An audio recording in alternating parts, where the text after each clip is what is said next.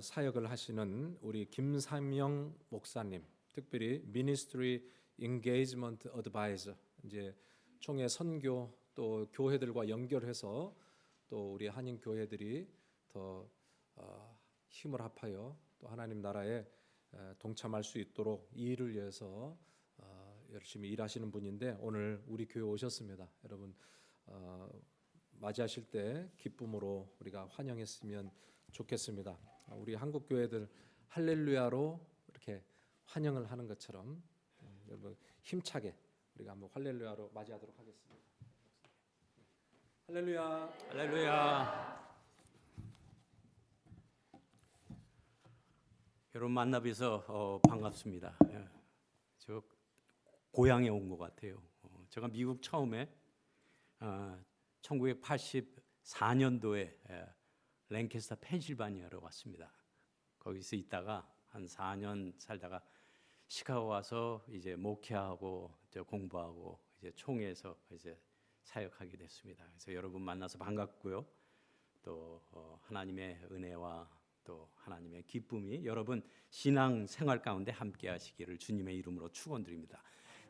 제가 설교하기 전에 꼭 제가 목회할 때도 그랬지만 설교할 때 꼭 구호 하나를 외치고 또 이렇게 함께 인사하는 것이 있습니다. 우리 좌우 분들께 이렇게 인사하세요.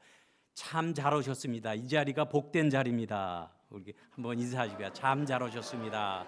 이 자리가 복된 자리입니다. 한 가지 더 있는데요. 우리 좌우 분들과 이렇게 인사하세요. 당신 멋져 이렇게 얘기하세요. 당신 멋져. 당신 멋져. 따라하세요. 당당하게 살자. 신명나게 살자. 멋지게 살자. 져주며 살자.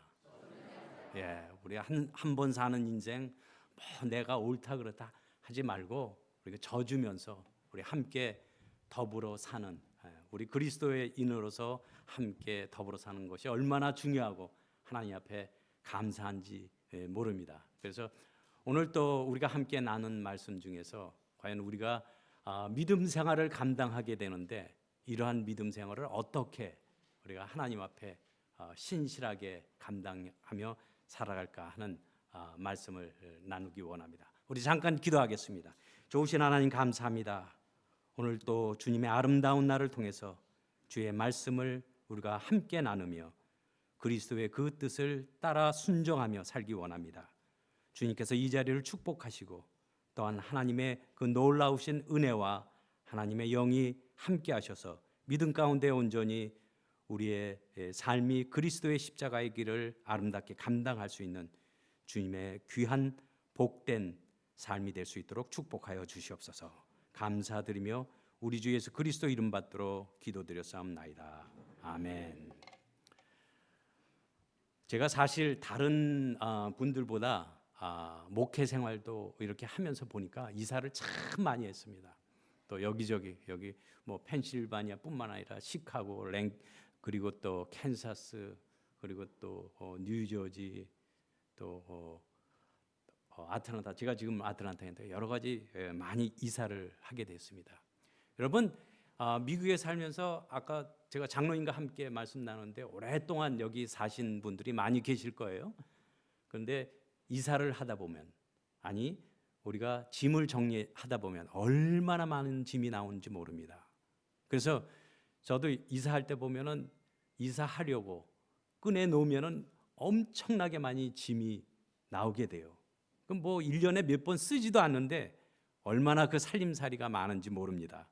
그 소지품들 그리고 입지 않는 옷들 여러 가지 많이 물건들이 많이 나오는데 과연 내가 살면서 평생 살면서 이러한 많은 짐들이 얼마나 또 필요하니까 구입을 했고 또 샀겠죠. 그러나 그렇지 않은 경우가 이제는 저도 이제 점점 나이가 드니까 짐을 줄여가는 그런 삶을 살게 되는데 참 짐이 많이 있습니다. 제게 오랜 동료 중 하나가 제가 가깝게 지냈고 했는데 카톨릭 수사님이 한 분 계세요. 근데 이 카톨릭 수사님과 함께 대화할 기회를 가졌습니다. 근데 이분 얘기가 이런 얘기를 하시더라고요. 자기는 어디를 가든지 간편하게 소지품이 두 가방 안에 다 들어간다고 합니다. 그러니까 자기 입는 옷 그리고 모든 필수 생활품들이 두 가방에 들어간다는 것이죠. 어디를 가든지 또 어떻게 자기 삶이 바뀌든지 그 두 가방을 들고 이사를 한다는 것입니다. 과연 이것이 무슨 의미겠습니까? 자기의 삶이 단순한 삶을 살아가고 있다는 것이죠. 언제 어디든 부르는 곳으로 간다는 그러한 말을, 그러한 삶을 이야기하고 있습니다. 그만큼 단순하게 산다는 것은 사실 쉽지 않습니다. 우리의 생활과 우리의 삶을 살아갈 때 보면은 많은 것이 가지고 싶고 또 소유하고 싶은 것이 우리의 삶이라고 할 수 있죠. 사실 사람은 끊임없이 소유의 욕을 가지려고 합니다. 그러한 욕망을 가지려고 한다는 것이죠. 우리가 잘 아는 대문호였던 사람이 한 분 있죠. 대문호였던 톨스토이의 작품 중에서 충분한 땅이라는 글이 하나 있습니다. 여러분 한 번쯤 읽어보셨을 거예요. 이 충분한 땅이라는 책을 보면은 거기에 나오는 마틴이라는 사람이 처음에는 30에이커의 땅을 사게 됩니다. 그러면서 아내와 함께 농작물을 거두면서 그 삶을 살아가게 됩니다. 그래서 30에이커에서 열심히 농사를 지어서 그것을 작은 가게를 내고 팔아서 생계를 유지하게 됩니다. 생활이 안 되니까 낮에는 공장에 가서 일하고 또 오후와 퇴근을 하게 되면 농장에 가서 일을 하게 됩니다. 아침 일찍 일어나서 열심히 그가 일했습니다. 저녁이 되자 이 마틴은 자기의 아내와 이야기합니다. 여보, 우리가 열심히 일하는데 좀 더 우리는 많은 땅을 소지해야 될 거야. 이렇게 얘기하죠. 그러자 그 아내는 이렇게 합니다. 우리가 얼마나 감사한지 모릅니다. 이렇게 하나님께서 우리를 축복하시고 또 함께 하셨기 때문에 이렇게 땅을 가지게 되었습니다. 그러자 이 남편 마틴은 거기에 만족하지 않습니다. 우리가 가지고 있는 30에이커는 부족해. 그 옆에 있는 땅을 사야 돼. 그러면서 140에이커의 땅을 또 사게 됩니다. 이 남편은 자기가 가진 땅과 그리고 그 일에 만족하지 않았습니다. 다음날 저녁도 그 다음날 저녁도 만족하지 않고 아내에게 계속 이야기합니다. 우리는 좀 더 많은 땅을 가지고 많은 농작물을 재배해서 부자가 되어야 된다고. 그래서 이제 땅이 많아졌기 때문에 그 공장 일도 그만두었고 그리고 열심으로 이 나온 농작물을 가게에 내다 팔게 되었습니다. 40에이커의 땅 그리고 140에이커의 땅 그리고 더 많은 땅을 소유해서 농작물을 팔게 되며 또 큰 가게까지 연쇄점까지 열어서 가게를 하게 됩니다. 나중에는 250에이커의 큰 땅을 사서 이제 많은 농작물을 재배하기 시작을 하게 되었습니다. 어느 날 부인이 얘기합니다. 여보, 하나님께서 우리에게 얼마나 많은 축복을 주셨는지 이제 우리가 땅도 많이 소유하게 되고 그리고 많은 농작물로 우리가 부자가 되었습니다. 그러자 마틴은 이야기합니다. 여보, 우리는 이거 갖고 안 돼. 좀 더 많은 땅과 많은 재산을 소유해야 돼. 그러면서 열심히 일하며 열심히 그 농작물을 재배하기 시작을 했습니다. 결국 나중에 가서는 마틴 역시 그날 저녁 어느 날 저녁 심장마비로 세상을 떠나게 되었습니다. 여러분, 이 마틴이라는 사람은 그렇게 열심히 일하고 많은 농작물을 소유하고 싶었지만은 결국 한순간 하나님의 부르심에 의해서 세상을 떠나고 말았습니다. 그는 아마도 30에이커, 140에이커, 250에이커 많은 땅을 가지고 부자가 되기 원했지만은 마지막으로 그가 소유한 땅은 그가 묻힌 그의 무덤은 길이가 7피트, 넓이가 4피트, 그리고 깊이가 6피트라는 조그마한 땅이 충분한 땅이었다는 겁니다. 여러분, 우리의 삶을 한번 뒤돌아보십시오. 우리의 일제 삶을 살면서 얼마만큼 많은 것을 가지고 싶고 소유하려고 살아가고 있는지. 여러분은 지금 충분한 땅과 충분한 삶의 재능을 가지고 계십니까? 하나님께서 우리에게 이 땅에 살면서 한 번밖에 주신 인생의 삶입니다. 이 삶, 귀한 생명과 시간과 물질 얼마나 감사한지 모릅니다. 여러분 생각해 보세요. 우리가 이렇게 숨쉬고 살아가는 이 숨, 이 산소 하나님께서 우리에게 거저 주셨습니다. 우리가 마실 물 하나님께서 거저 주셨습니다. 우리가 살아가는 우리 인생의 시간들 하나님께서 거저 주셨다는 것이죠. 이 거저 주신 것에 대해서 여러분 얼마만큼 감사하며 살고 계십니까? 그리고 이러한 감사의 기도를 해본 적이 있으십니까? 사실 하나님께서 우리에게 필수적으로 이러한 것을 주심에도 불구하고 우리가 심각하게 생각하지 않습니다. 그 하나님께서 주셨으니까 우리는 살아나. 여러분 그렇습니다. 세상에 살면서 한 번도 하나님께서 우리에게 주신 삶과 생명과 시간, 이러한 더불어 우리에게 주신 공기 그리고 물, 자연 이런 데 감사해 본 적이 없다는 것입니다. 아마도 우리는 기도하지 않아도 하나님께서 우리에게 당연히 주셨기 때문에 그렇게 살아간다라고 생각할지도 모릅니다. 우리는 하나님께서 이렇게 거저 주신 것에 대해서 감사하며 기도하고 있지 않습니다.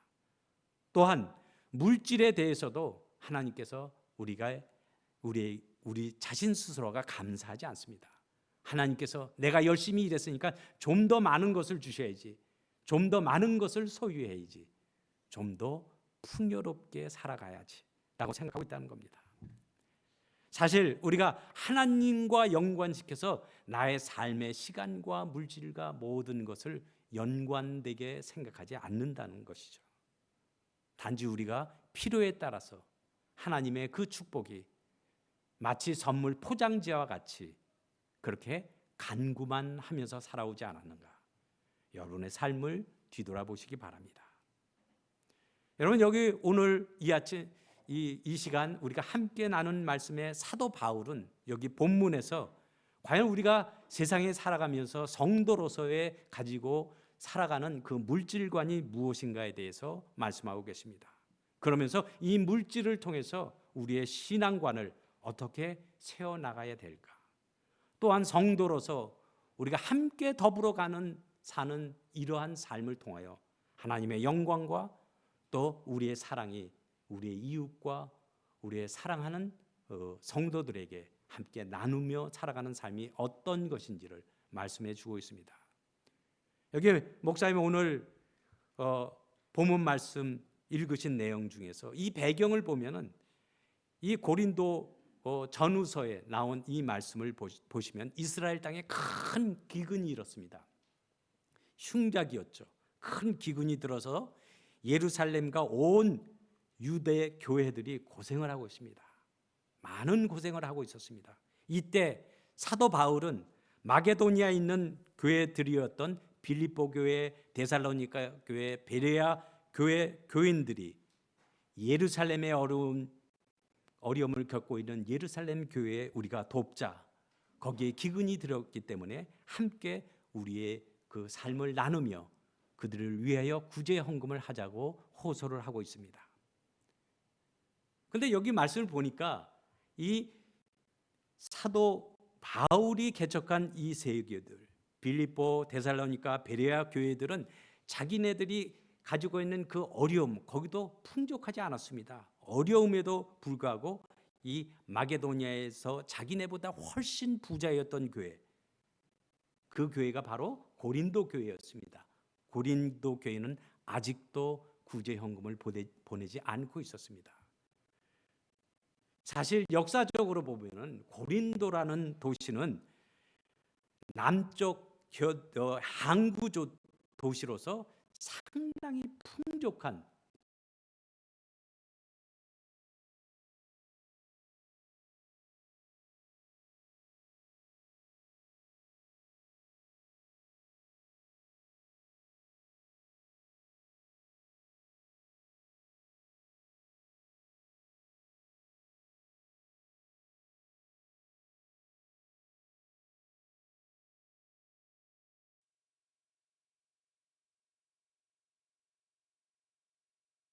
도시였습니다.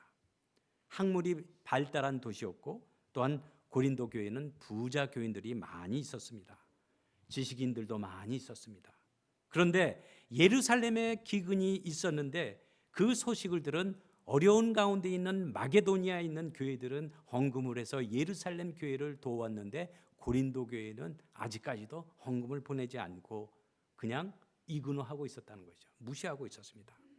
그래서 2절 말씀을 보니까 마게도니아 교회를 이렇게 소개하고 있습니다. 환난의 많은 시련 가운데 그들의 넘치는 기쁨과 극심한 가난이 그들의 풍성한 연보를 넘치도록 하였느니라. 여러분, 이 말씀을 보면은 마게도니아 교회는 역시 지금 역시도 그때 상황 역시도 어려운 가운데 있습니다. 로마 정부로부터 많은 핍박이 있었습니다. 그리고 그들은 가난했습니다. 가난은 했지만 굶어 죽을 정도는 아니었다는 것이죠. 그래서 마게도니아에 있는 교회 교인들은 시련과 가난 가운데 굶어 죽을 처지에 있는 예루살렘 교회를 위해서 헌금을 했다는 것이죠. 내가 먹는 조금이라도 함께 그들을 위해서 보냄으로 말미암아 그 어려움을 나누고 있었다는 겁니다. 근데 자기 자신은 굶어 죽을 정도는 아니니까 예루살렘의 이 어려운 처지에 있는 교회를 돕자라고 생각을 하고 헌금을 했다는 겁니다. 사도 바울은 시련과 가난 가운데 처해 있는 이 마게도니아 예루살렘 교회를 기억하고 있습니다. 그러면서 고린도에 있는 교회 교인들에게 당신들은 부자 교인이면서 먹고 살 것이 풍족하면서 왜 예루살렘 교회 교인들을 돌보지 않고 있습니까? 우리는 한 형제여 그리스도의 몸과 마음을 지닌 그리스도인들입니다. 함께 나누도록 하십시다라고 권고를 하고 있습니다. 사실 사도 바울은 처음에는 왜 헌금을 아직도 하지 않느냐고 지적을 하는 것 같습니다. 그런데 첫 번째 독려를 했지만은 고린도 교인들이 그 말에 듣지 않았습니다. 그래서 두 번째 이 편지를 띄우게 됩니다. 두 번째는 예수 그리스도의 은혜를 예를 들면서 그들에게 독려를 하고 있죠. 여기 말씀의 9절 이하의 말씀은 그 당시 이렇게 증언을 하고 있습니다. 주 예수 그리스도의 은혜가 너희가 알거니와 부요하신 자로서 너희를 위하여 가난하게 되심은 그의 가난을 인하여 너희로 부요케 하려 하심이니라. 예수 그리스도께는 비록 가난했지만은 그분의 마음과 그분의 그 모든 심성은 풍성하게 다른 사람들로 하여금 함께 풍성하게 그 풍성함을 누리셨다는 겁니다. 여러분 보세요. 예수님께서는 결코 가난한 분이 아니에요. 하늘에 부를 버리시고 가난하게 되셨을 때 그 가난하게 되심으로 말미암아 우리가 부요하게 되셨다는 사실을 사도 바울은 강조하고 있습니다. 그렇습니다. 예수 그리스도는 그 부요하심을 포기하시고 이 땅에 오셔서 가난함에도 무르쓰고 우리에게 모든 것을 내어주셨다는 것이죠. 예수님께서 이 땅에 내려오사 당신의 피와 살을 주셨다는 놀라운 그 의미를 여기 말씀하고 있습니다. 누구에게? 고린도 교회 교인들에게. 그것이 바로 예수님이 가난해짐으로 우리가 부요케 해졌듯이 우리의 가난해짐으로 말미암아 우리의 이웃이 부유해지고 우리가 함께 그리스도와 함께 기쁨과 감사로 살아갈 수 있다는 의미를 말씀하고 계십니다. 여기 말씀하신 비단 사도 바울이 물질의 나눔만 이야기하고 있겠습니까? 아니죠. 계속해서 7절 말씀을 보면 이렇게 말씀하고 계세요. 모든 일에 은혜가 풍성히 넘친다고 합니다. 모든 일에, 많은 일에 풍성하게 넘침으로 그 풍성함으로 말미암아 우리가 더불어 그리스도의 일과 하나님의 그 사역들을 아름답게 감당할 수 있다는 것입니다. 그래서 사도 바울은 여기 교인들에게 그리고 성도들에게 해야 할 일이 무엇인가를 강권적으로 말씀하고 계십니다. 그것이 바로 무엇이에요? 믿음이라는 것이죠. 여러분, 우리가 주님 앞에 우리의 마음과 정성 헌신하는 것은 보통 헌신이 아닙니다. 헌금이나 교회 봉사를 한다는 것이냐? 이것이 무엇이 있어야 돼요? 믿음이 있어야 됩니다. 믿음이 없으면 아무것도 할 수가 없습니다. 과연 그 믿음이 무엇입니까? 여러분, 저는 종종 그런 생각을 합니다. 과연 내가 한국에서 살았으면 지금쯤 어떻게 됐을까? 여러분 한번 생각해 보세요. 여러분이 5년 전, 10년 전, 20년, 30년, 40년 전에 이민 오기 전에 한국에 계속 있었으면 어떻게 됐을까? 아마도 미국에 와서 우리가 주님을 알고 더 풍족하게 우리가 누리고 사는 삶을 살지 않나. 하나님 앞에 이러한 감사를 우리가 드려야 하지 않나. 그런 생각이 종종 들게 됩니다. 그렇습니다. 우리의 믿음을 통하여 하나님의 그 은혜와 하나님의 사랑이 내가 살아가는 동안, 그리고 얼마 남지 않는 삶이라도 주님 앞에 감사하며 살아갈 수 있다는 것입니다. 여러분, 제가 그 작년에도 그랬고 그 한국에 방문해 보니까요, 요즘 젊은 사람들이 얼마나 사주를 보고 구술하는지 모릅니다. 더 하는 것 같아요. 왜? 정세가 불안하고 자기의 삶이 불안하니까 점 보고 굿하고 그렇다는 거예요. 특히 요즘 젊은이들이 많이 보는 점 중에서 타로라는 점이 있습니다. 아마 들어보셨죠? 타로라는 점. 점쟁이나 무당을 찾아가서 자기의 소원을 말하고 그리고 비는 것, 그 사람들을 보면요, 우리 크리스찬보다 훨씬 더 진지하게, 그리고 훨씬 더 열심히 빌고 그리고 구술한다는 겁니다. 그들이 정말 크리스찬들은 그들을 보면은 우리가 하나님 앞에 기도하고 하나님 앞에 간절히 그 기도하는 것보다 훨씬 더 열심히 점도 보고 구술하는 것을 볼 수가 있습니다. 사실 그들은 무당한테 가서 부적을 하나 받으면 얼마나 그것을 소중히 여기는지 품에, 이불에, 베개에 간직하고 있죠. 사실 우리는 크리스찬으로서 얼마나 열심히 하나님의 말씀을 듣고 행하며 또 성경을 소중히 여기며 그리스도인으로서 말씀을 소중히 여깁니까? 어떨 때는 그 사람들을 한번 본받아야 돼요. 유명하다고 소문난 무당에게 찾아가서 구술 한번 하는 사람들 보면은 그 사람들이 굿할 때 무당에게 지불하는 돈을 보면은 얼마나 많은 돈을 지불하는지 모릅니다. 우리가 하나님 앞에 헌금하는 거, 이거는 상상하지도 못할 만큼 그 액수는 비교할 수가 없다는 것이죠. 그런데 여러분 한번 생각해 보십시오. 우리는 그들을 신앙인이라고 이야기하지 않습니다. 그냥 미신에 쫓아서 사는 사람들이라고 이야기합니다.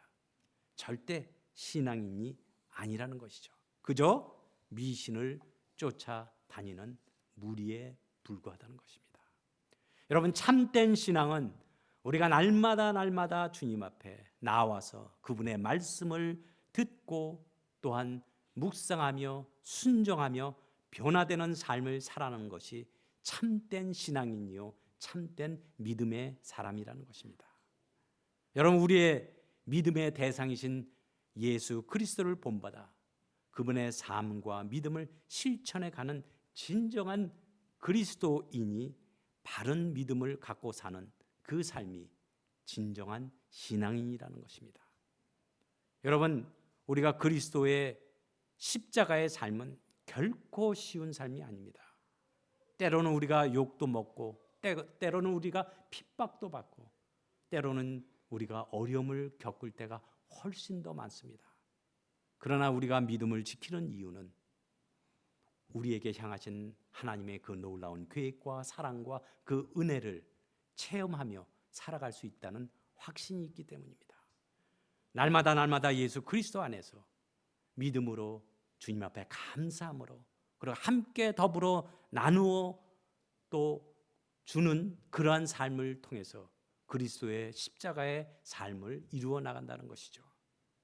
바로 우리의 생활에서 실천하는 그 삶이라는 것입니다. 여러분, 종종 캐톨릭 신자들이 식사 때나 아니면 그 미사를 드릴 때 하는 그 행동이 하나 있죠. 뭐죠? 성호를 긋잖아요. 십자가 성호를 긋습니다. 가톨릭 신자들이 성호를 표현하는 그 성호의 의미는 성경의 갈라디아서 6장 14절 말씀을 근거로 해서 실천하려고 한다는 그러한 의식이라고 합니다. 갈라디아서 6장 14절 말씀은 이렇게 말씀합니다. 나에게는 우리 주 예수 그리스도의 십자가밖에는 아무것도 자랑할 것이 없습니다. 그렇습니다. 우리의 삶이, 우리의 신앙이 예수 그리스도밖에는 자랑할 것이 없어야 된다는 것이죠. 그분을 통해서 우리의 삶이, 그분을 통해서 우리의 믿음이 마지막 순간까지 우리의 믿음의 십자가의 그 뜻을 이루어 나갈 수 있어야 된다는 겁니다. 그래서 그리스도께서 못 박히심으로 말미암아 세상은 나에 대하여 죽었고 나는 세상에 대해서 죽었노라 고백할 수 있어야 된다는 겁니다. 필경 여러분, 사도 바울은 본문을 근거로 물질의 나눔을 통해 그리스도의 사랑을 성취할 수 있다고 말씀하고 계십니다. 여러분, 사실 돈이라는 것은, 돈의 유래를 살펴보면은 돈의 유래는 생명입니다. 그래서 미국의 윌리엄 데스몬드라는 사람은 돈의 유래라는 책을 통해서 다음과 같이 정의를 했습니다. 첫 번째, 돈은 음식이었습니다. 처음에는 서로의 생명을 보존하기 위해서 음식을 교환하다가 차차 동전이 생겨났고 이 동전은 바로 이웃 간에 나누는 우애로 친교로 가득 찬 식탁, 펠로우십 밀이 됐다는 것입니다. 이것을 상징하죠. 사실 돈은 서로 간의 우정을 상징하고 있었다는 겁니다. 그래서 돈을 주고받는 것은 음식을 주고받는 것이고 그것은 생명을 주고받는 것이다. 이는 정상적으로 우리가 서로 사랑으로 그리스도의 삶을 나누며 사는 삶이라는 것입니다. 이후에 우리의 인간이 악해져서 생각과 욕심과 그리고 탐욕으로 돈의 그 가치와 돈의 의미는 생명력을 잃어간다는 것입니다. 성도 여러분, 우리는 이 본문 말씀을 통해서 우리가 우리 자신 스스로가 올바르게 믿음의 삶을 실천해 나가는 것이 과연 무엇일까? 사랑을 나누며 살아가는 참된 신앙인의 모습이 무엇일까? 생각해 봐야 된다는 겁니다. 그래서 이런 말이 있습니다. 돈은 버는 것보다 쓰여지는 것에 더 가치가 있다. 그렇습니다. 우리가 함께 그리스도의 뜻을 나누며 또 살아가는 것. 제가 목회를 하면서 몰랐던 것 중에 하나가 선교와 그리고 사역들을 열심히 많이 했었습니다. 그런데 교단에서 하고 있는 그 사역들을 전혀 몰랐었어요. 그런데 교단 자체에서 많은 그 사역들 중에서 제일 제가 후에 이제 목회 마지막으로 했을 때 참여하고 함께 했었던 것이 무엇이냐면 아마 목사님도 우리 아시는데 이 장로교의 크리스천 기빙 캐탈로그라는 것이 있습니다. 이것이 우리 어려운 아프리카 남미의 어려운 가정들에게 자립을 할 수 있게끔 헌금하는 것이죠. 닭 한 마리 25불씩 이렇게 하고 나누면서 그들에게 자립할 수 있도록 하는 것. 제가 마지막 목회 때 그것을 알고 나서 얼마나 감사한지 몰랐습니다. 이것이 우리가 크리스찬으로서 함께 나누며 함께하는 삶이 있구나. 제가 마지막으로 오래전에 있었던 이야기를 하나 소개하고 말씀을 마치겠습니다. 오하이오에 있는 어느 대학에서 있었던 이야기입니다. 그 대학에서 졸업식을 하는데 그 의과대학에서 그 해만은 특출나게 졸업생이 하나 있었다고 합니다. 76살 76세 되는 할머니가 의과대학을 졸업을 했어요. 근데 그 졸업하는 그 단상에서 학장은 올해 졸업하는 가장 나이 많은 졸업생 중에서 76세가 된 이 할머니에게 졸업 연설을 부탁을 했습니다. 이 할머니가 나와서 졸업 연설을 하게 됐다는 것이에요. 근데 이 할머니가 입고 나온 복장이 수녀복이었어요. 그래서 이 할머니가 졸업 단상에 올라서 마지막 이제 졸업 연설을 하게 되는데 연설에 올라서 이렇게 얘기합니다. 여러분들이 저에게 이상하게 생각하실지 모릅니다. 76세의 나이에 무슨 의과대학을 졸업해서 무엇에 쓰겠냐고. 그렇죠? 76세에 의대 나와서 의사 되면 얼마나 쓰겠어요. 그렇지만 이 할머니가 이야기를, 나는 평생 수녀로 살아왔습니다. 마지막 살아온 그 삶을 통해서 마지막 나에게 남은 이 생애와 삶을 하나님 앞에 감사하며 돌려드리려고 가난하고 어려운 사람들에게 나의 이 마지막 의술을 베풀려고 의과대학을 공부하고 의대를 공부하고 의과대학을 졸업하게 됩니다. 이 이야기를 듣다 많은 사람들이 숙연하게 그 졸업 연설을 듣게 됐습니다. 여러분, 이 수녀라는 삶이 이분 평생 남을 위해서 헌신했을 거예요. 그리고 평생 남을 위해서 함께 살아갔던 삶이었을 거예요. 근데 무슨 영화를 보자고 그 어려운 의과대학 공부를 하고 나서 마지막 삶에 그 졸업하고 나서의 자기 죽기 전까지 의술을 베풀며 가난하고 어려운 사람들을 위해 살아가겠습니까? 많은 사람들이 숙연하게 그녀의 졸업 연설을 들었습니다. 여러분, 그렇습니다. 우리의 생애와 우리의 삶이, 그리고 나에게 주어진 시간이 얼마나 있는지 모릅니다. 그러나 우리의 삶을 통해서 하나님께서 우리에게 맡겨주신 그 신앙과 그리고 맡겨주신 그 삶을 통해서 우리가 베풀고 함께 해야 할 그 삶이 바로 우리의 믿음의 가치라는 것입니다. 이것이 정말 나눔의 성취요, 그리고 그리스도의 십자가의 뜻을 이루어가는 저와 여러분의 삶이 되시길 주님의 이름으로 축원드립니다. 기도하겠습니다. 좋으신 은혜의 하나님, 감사합니다. 오늘 말씀을 통해서 사도 바울은 우리의 삶이 과연